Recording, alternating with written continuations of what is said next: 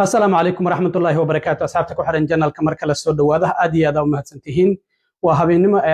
قلبتها مال أن كفوجين أقل كعد أيانين أصلهان كسوجيدا ودن كأفغانستان وحو سجاد ما هو قدا وعي لبا أسكري وكتر سنة إذا ماذا إلى هذا قرن كجارة الناشنال جارد كجارهان قبل كويست فرجينيا كسوجيدا استجنا داوع يسوع جاري وانا لقبتي arrintaasi madaxweyne Trump ayaa caawa muuqaal ka soo duubay ku dhawaad 5 daqiiqo ah waxaana uu sheegay ninkaasi ciqaabta ugu adag in la marin doono laakiin muuqaalkiisa mar kale waxa uu kabaha la dulmaray Soomaalida Minnesota ee kuwa sharci darrada wadanka ku jooga guud ahaan wadanka oo caalamka wadamo kala duwan ka yimid isagoo wadanka Soomaaliyana mar kale aflagaadeeyay madaxweyne Trump waxaana uu sheegay in qof kasta oo wadanka sharci darro ku soo galay hadda dib u eegis lagu sameynayo isla markaana la masaafurinayo arrintan qatar intee la eg ayay ku tahay dadka wadanka sharci darrada ku soo galay ayaan idin la wadaagaya balse marka hore soo dhawaada galabta meel 800 oo tallaabo u jirta aqalka cad ee Mareykanka ayaa nin asal ahaan ka soo jeeda wadanka Afghanistan oo magaciisa la yiraahdo Raxmatullaahi Lakanwan oo 29 jir ah waxa uu si gaadmaha ugu dhaawacay laba askari oo ka tirsan ciidamada ilaalada qaranka oo ka soo jeeda gobolka West Virginia dhaawac halis ayaa soo gaaray marxi ayaa xitaa gudoomiyaha gobolka West Virginia Patrick Morsi waxa uu yiri waa ay dhinteen laakiin laba isbitaal oo kala duwan ayaa loo qaaday waxaana gargaar degdeg ah u fidiyay ciidamada Secret Service-ka ee ilaaliya madaxtooyada xitaa aqalka cad lockdown ayaa la geliyay iyadoo waliba xilli holiday ah lagu jiro oo maalinta beriya Thanksgiving ay tahay madaxweynuhu inuu joogay in kale lama sheegin sidaas darteed ayaa isla markiiba ninkii la qabtay oo waliba dhaawac oo xabad lagu dhuftay isagana isbitaal ayaa lagu daweynayaa dhaawaciisu sida uu yahay lama shaacinin waxaana ciidamadu ay sheegeen in goobtii laga helay bustoolad loo maleynayo tii ay tahay in askartaasi uu ku dhaawacay labada askari magacooda lama shaacinin sidaas darteed ayaa isla markiiba goobta waxa soo gaaray ciidamada FBI-da kuwa ATF-ka maayarka magaalada caasimadda ee Washington DC Mariel Bowser shir jaraa'id ayaa waxa qabtay taliyaha FBI-da Kash Patel waxaana uu yiri halkan fal argagixiso ahaan ayaan u baari doonaa iyadoo ammaankana si weyn loo adkeeyay caasimadda DC bishii Agosto waxaan egeyn madaxweyne Trump in 2300 oo ciidamada ilaalada qaranka uu keenay caasimadda DC si waxa uu sheegay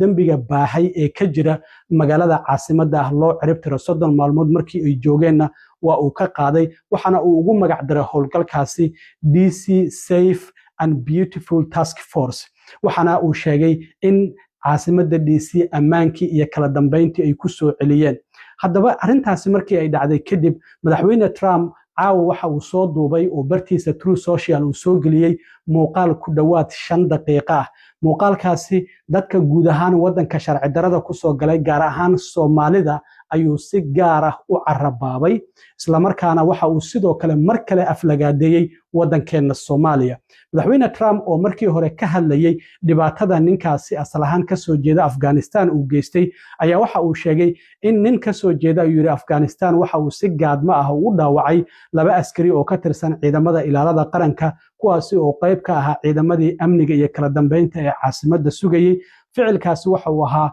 ficil oo u muuqday inuu yahay mid shaydaannimo ah nacayb ku salaysan argagaxna uu ku salaysan yahay waxaana uu sheegay in arrintaasi ay qatar ku ahayd guud ahaanba wadankeena iyo waliba bini'aadanimada waxaana uu sheegay in hadda labadaasi askari oo ka tirsanaa ciidamada ilaalada qaranka ee gobolka Virginia aan u wada duceynayno waxa uu yiri ka madaxweyne ahaan waxa iga go'an inaan xaqiijiyo in xayawaankaasi la marsiiyo ciqaabta ugu adag oo uu mudan yahay waxaan idin sheegayaa caawa aan idin sheegi karaa ayuu yiri anigoo helaya warbixinada rasmiga ah ee wasaaradda amniga gudaha ay siinayso in qofkaasi gacanta lagu hayo isla markaana uu yahay qof ajnabi ah oo wadanka Afghanistan ka yimid wadankana ku soo galay xilligii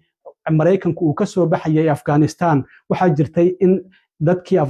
Afgaaniyiinta ahaa ee ciidamada Mareykanka la shaqeynayay maamulkii madaxweyne Joe Biden uu soo daabulay howlgalkaasi waxa loogu magac daray alias welcome marka dadkaasi ayuu ka mid ahaa Trumpna waxa uu sheegay in bishii September ee sanadkii 2021 uu soo galay maamulkii Bidenna sharci uu saxiixay uu ku soo galay qofna ma uusan ogeyn ayuu yiri dadkan waxa ay yihiin iyo sidoo kalena wadankeena ay ku soo qulqulayaan qofna waxba ma uusan ka ogeyn sharcigaasi oo maamulkii hore madaxweyne Joe Biden oo madaxweyne masiibo ah isla markaana madaxweynihii ugu xumaa ee wadankeena soo mara ahaa inuu u ogolaaday dadkaasi inay wadankeena soo galaan waxana uu sidoo kale sheegay weerarkan waxa uu hoosta ka xariiqaya qatarta weyn ee ammaanka qaranka ee aan wajahayno madaxweynaha oo arrimahaasi ka hadlayay waxa uu yiri Earlier today on the eve of the Thanksgiving holiday, 2 members of the National Guard serving in Washington, D.C. were shot at point-blank range in a monstrous ambush-style attack just steps away from the White House. They had been deputized as part of the most successful public safety and national security mission in the history of our nation's capital, the D.C. Safe and Beautiful Task Force, which has achieved an unprecedented reduction in violent crime and crimes of all type. This heinous assault was an act of evil, an act of hatred, and an act of terror. It was a crime against our entire nation. It was a crime against humanity. The hearts of all Americans tonight are with those 2 members of the West Virginia National Guard and their families. The love of our entire country is pouring out for them, and we are lifting them up in our prayers. As we are filled with anguish and grief for those who were shot, we're also filled with righteous anger and ferocious resolve. As President of the United States, I am determined to ensure that the animal who perpetrated this atrocity pays the steepest possible price. I can report tonight that based on the best available information, the Department of Homeland Security is confident that the suspect in custody is a foreigner who entered our country from Afghanistan, a hellhole on earth. He was flown in by the Biden administration in September 2021 on those infamous flights that everybody was talking about. Nobody knew who was coming in. Nobody knew anything about it. His status was extended under legislation signed by President Biden, a disastrous president, the worst in the history of our country. This attack underscores the single greatest national security threat facing our nation. madaxweyne Trump muuqaalkan aan idila wadaagi doono waxa uu uga hadlayaa dadka uu ku sheegay 21 milyan ee maamulkii Biden uu u ogolaaday Mareykanka inay sharci darro ku soo galaan gaar ahaan waxa uu si gaar ah u carabaabay Soomaalida isagoo mar kalena wadankeena Soomaaliya aflagaadeeyay Trump waxa uu ku leeyahay maamulkii ugu dambeeyay kii isaga ka horeeyay maamulkii Biden ayuu ula jeedaa waxa uu ogolaaday ayuu yiri wadankeena 21 milyan oo aan la aqoonin isla markaana baaritaan aan lagu sameeynin oo ajnabi ah meel kasta oo caalamkana ka yimid isla markaana sidoo kalena ka yimid meel xitaa aadan rabin inaad ogaato aysan macquul ahayn in wadankeena ay soo galaan marka wuxuu yiri wadan u dul qaadan karo ma jiro qatar noocaasi oo kala ah wuxuu tusaale ahaan u soo qaatay Minnesota wuxuu yiri 100,000 oo Soomaali ah ayaa waxa ay kala gooynayaan ama kala jajabinayaan waxa uu yiri gobolkaasi Minnesota oo mar ahaan jiray gobol aad u wanaagsan waxana uu sheegay in balaayiin dollarna la lunsaday waa arintii jimcihii la soo dhaafay uu ku soo qoray bartiisa True Social hadda isaga ayaa codkiisa ku sheegaya waxana uu sidoo kale leeyahay gaangi Soomaali ah oo ka yimid dalka Soomaaliya dalkaasi oo xitaa aan lahayn dawlad wax sharciya aan lahayn wax biyana aan lahayn waxaan u maleeyaa taariikhda Soomaaliya inuu wax badan ka ogeyn madaxweyne Trump isla markaana military aan lahayn oo waxbaba aan lahayn ayaa waxa uu yiri xubinta ku jirta Congress-ka oo Ilhaan Cumar uu ula jeedo Ilhaan Cumar ayuu mar kale weeraraya waxa ay noogu wacdinaysaa ayuu yiri wadankeena iyo waliba dastuurkeena iyo sida wadankeena uusan u ahayn mid wanaagsan sida darteed waxa uu yiri ma doonayno in aan arintaasi ama weerar noocaasi oo kala iyo sharciga iyo kala dambeynta aan ka qaadano ayuu yiri dad xitaa aysan ahayn in ay wadankeena joogaan Ilhaan Cumar iyo dadka Soomaalida ah ayuu kula jeedaa marka waxa uu yiri hadda waxa waajib ah ayuu yiri inaan dib u qiimeyn ku sameeyno qof kasta oo wadanka Mareykanka sharci darro ku soo galay oo ka yimid Afghanistan oo maamulkii madaxweyne Joe Biden ay ugu ogolaadeen in Mareykanka uu soo galo marka waxaan qaadaynaa tilaabooyinka laga maarmaanka si aan u xaqiijino si aan Mareykanka uga masaafurino qof kasta oo sharci darro ah oo ka yimid waddan kasta oo caalamka ku yaala isla markaana aan u qalmin in Mareykanka uu sii joogo waddankeenana aysan wax faa'iido ah ugu jirin haddii wuxuu yiri waddankeena aadan jeclayn anaguna kuma rabno wuxuu yiri Mareykanku marnaba madaxa uma raaricin doono argagixiso isagoo sheegay inuu amray ciidamo kale oo dheeraad ah oo 500 oo ciidamada militariga ah in la keeno qofkii gaadmada ku toogtay labadaasi askari oo ciidamada ilaalada qaranka ee West Virginia ka tirsanayna ciqaabta uu adag yahay la marsiin doono xitaa haddii ay noqoto inaan xabad u adeegsano ayuu yiri madaxweyne Trump oo arrimahaasi ka hadlayayna waxa uu yiri The last administration let in 20 million unknown and unvetted foreigners from all over the world, from places that you don't want to even know about. No country can tolerate such a risk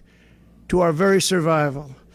An example is Minnesota, where hundreds of thousands of Somalians are ripping off our country and ripping apart that once great state.